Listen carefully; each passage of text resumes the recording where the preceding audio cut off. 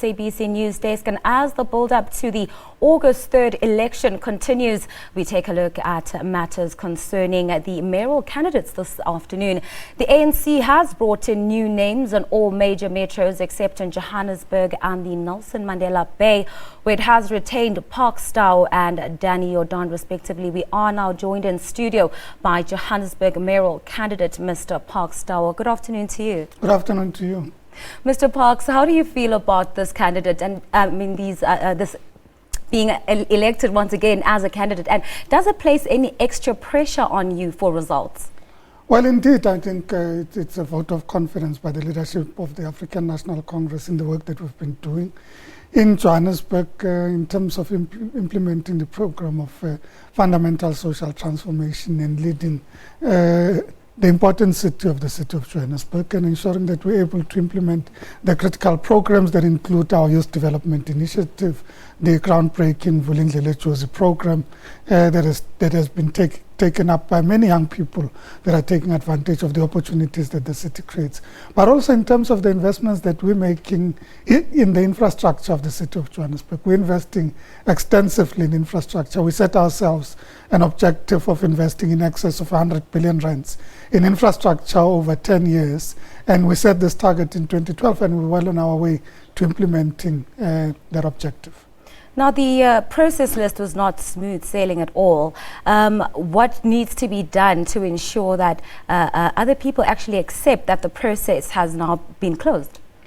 Well, we've been engaging with our branches and structures. The process is a complex process because the ANC involves all its branches in nominating candidates, but it also ensures that it's able to balance a number of objectives. Some of those is to ensure that we balance the number of women that are our candidates as the African National Congress.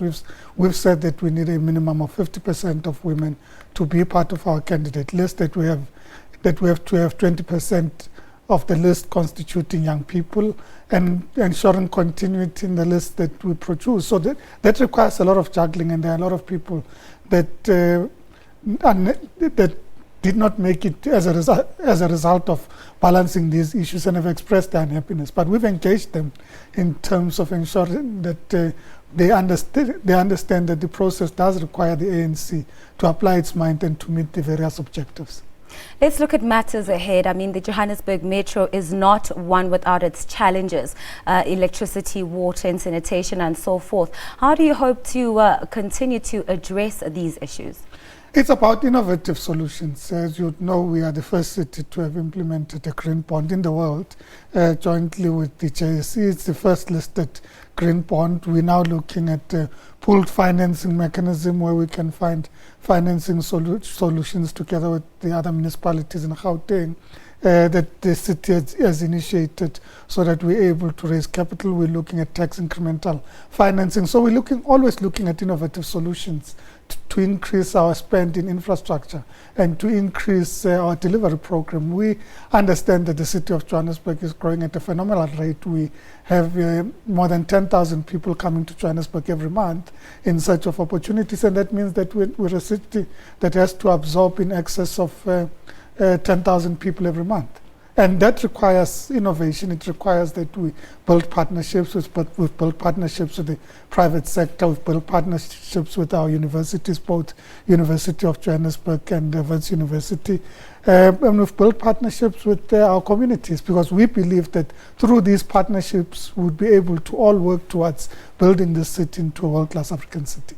I'd like to quickly touch on the billing issue that has haunted the Metro for quite some time. In speaking about those innovative solutions, how do we resolve this issue going forward? We've invested in smart meters as part of the solution. Not only has that improved in terms of billing, but it has also enabled us to manage, particularly during periods where there was load shedding, a program that we titled load limiting, meaning that we could use the smart meters for more innovative solutions about how we supply electricity. It enables people to have direct knowledge of the appliances they use and which appliances use a lot of energy, and able to manage their own consumption.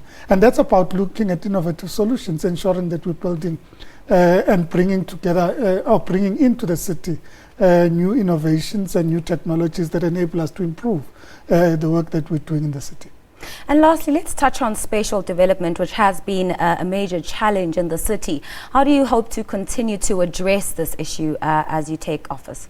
We initiated a program that we titled the Corridors of Freedom, which is about spatially integrating our city, ensuring that we're able to increase densities in our city so that we become a more accessible city and are able to absorb more people in closer proximity to where the opportunities in the city of Johannesburg are. We will be presenting to the last council meeting of this term of office a spatial vision for the city of Johannesburg that defines how we would continue consolidating the corridors of freedom, but also consolidating the different nodes and areas that we have in the city of Johannesburg, and how we make the different parts of the city work in a comprehensive and consolidated manner. Thank you very much. That is Mr. Parks Mayoral, candidate for the ANC for the Johannesburg Metro, speaking to us about the challenges and the triumphs that the Metro has seen so far and his plans going forward should the ANC remain in power.